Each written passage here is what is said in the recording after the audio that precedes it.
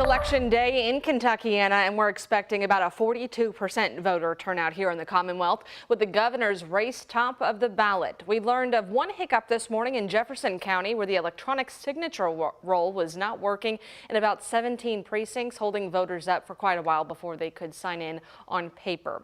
Our Jim Stratman spent the morning around town getting a feel at different polling centers. He's joining us now live here at noon. Hey, Jim.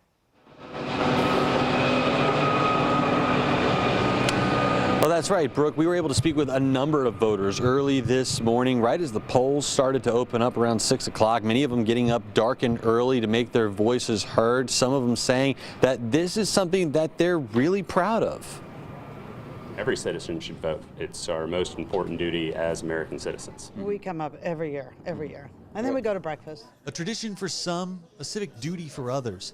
No matter how you look at it, voting is vital. And voters in Louisville said they wouldn't miss it. There was a line of people at Jefferson Traditional Middle School before the polls even opened. I always say early bird gets the worm. So, just got to get our day going. And so we jumped out of bed and thought we need to get this done because it's very important. Maria and Bryant told me that they always come out. But this year, the governor's race seemed to add a little bit of importance to the cycle. Others, like 73-year-old James Svedson and Sarah Byron Korn, said they view voting as setting an example as much as sending a message. If I were just sitting in my apartment all day, I wouldn't be creating anything for my community. Just sitting around doing nothing is not where I want to be. Because I have 2 young children, and so that matters to vote for them. I think it's super important to model it, so I like to bring my children with me when I can to show how your voice matters.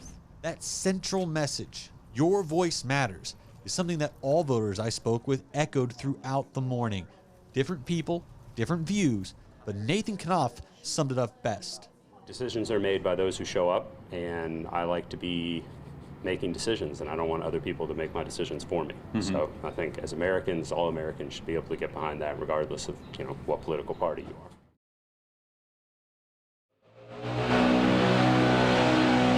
And we have seen people even here at noon continuing to just move in and out of the polling location out here at Jefferson Traditional Middle School. We've seen plenty of people out as early as 6 a.m. Polls stay open until 6 p.m. And a reminder, as long as you're in line to vote at 6 p.m., you will be allowed to cast your ballot. Brooke? Sounds like the landscapers are out there too. Thanks, Jim. If you have not made it out to the polls yet, here's a closer look at some of the key races you're going to see on the ballot. The most highly anticipated race is, of course, for next year's leader of the Commonwealth, Andy Beshear, facing off with Attorney General Daniel Cameron. In his first term, Governor Beshear became known for his response to the COVID pandemic and his focus on education. Meanwhile, Attorney General Cameron gained recognition for his involvement in national legal issues, including the Breonna Taylor case. Meanwhile, Russell Coleman is facing off with Pamela Stephenson for Attorney General. Coleman served as the Trump-appointed U.S. Attorney for the Western District of Kentucky. Stephenson served as an Air Force colonel and former U.S. attorney. If elected, she would be the first black woman to lead the Attorney General's office. For Secretary of State, Michael Adams is taking on challenger Buddy Wheatley. While in office, Adams has prioritized election security and voter ID laws. Wheatley aims to boost voter participation by expanding early voting if he is elected. Daniel Cameron casting his ballot in Louisville this morning with his wife and son at his side. He shared his last words to voters. Well, we've ran a fantastic campaign, and I think that's indicated and judged by the fact that the polling is so tight right now. And so we feel very good about the campaign we've run. We've got a strong ticket. By now, the voters know me. They know that Brittany and I and our family show up every day to work as hard as we can for the people of the Commonwealth, and that we're going to keep doing that all the way through the very last day of this second term. Governor Andy Beshear casting his vote last Thursday on the first day of early voting. Well, the high-stakes showdown between our 2 gubernatorial candidates will shape Kentucky's political future, and neither side is taking any chances. Senior reporter Isaiah Kim Martinez and photojournalist Addie Hill show us the down-to-the-wire campaigning here in Louisville. In his final get-out-the-vote rally before Tuesday's election, Kentucky's governor telling voters to trust his track record. I run as a proud Democrat. But you saw the moment I won, I took that hat off and I served every single family.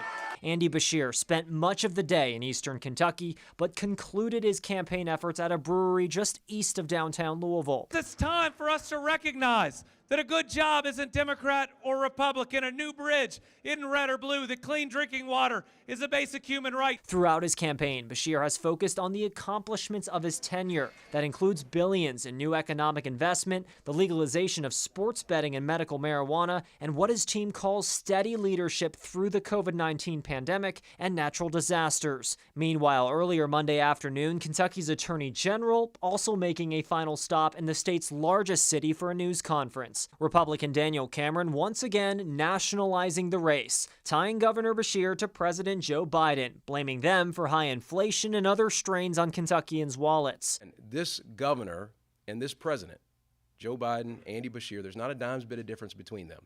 They both embrace economic policies that are not good for Kentuckians. A high-stakes election comes down to Tuesday night. Isaiah Kim Martinez, WHAS 11 on your side. And TARC does not want a lack of transportation to keep you from getting to the polls. All routes will be fare-free all day long. This applies to all rides, whether it's to your nearest polling place or any other location. TARC 3 paratransit rides will be free too. Lime is also offering free rides, and you can get up to 2 free rides on its electronic scooters to and from polling places during voting hours. Just use the promo code there on your screen. That's Local Elections 2023. Well, many of the major races are in Kentucky. There are key races, though, to watch in Indiana. One of them is the race for New Albany's mayor. Democratic Mayor Jeff Gahan is facing off against State Representative Ed Clare, a Republican. Gahan has been in the role since 2012 and is seeking a 4th term. Clare was elected to the Indiana House in 2008, now serving his 8th term as state representative. We're also watching the mayoral race in Charlestown. Democratic incumbent Treva Hodges is facing Republican Ruthie Jackson. Both ran unopposed in the primary back in May. To find your polling location, just go to the website there on your screen, indianavoters.in.gov. It's also on our voter guide on our homepage. For a full breakdown of all things election, visit our voter guide on the WHAS11.com homepage. And watch as those results start coming in tonight during our 1-hour election special at 7 o'clock, featuring some of Kentuckiana's best analysts. Coverage continues at 8 and 9 on our digital platforms before we wrap everything up on the WHAS 11 night team, recapping the results of what's sure to be an exciting election day.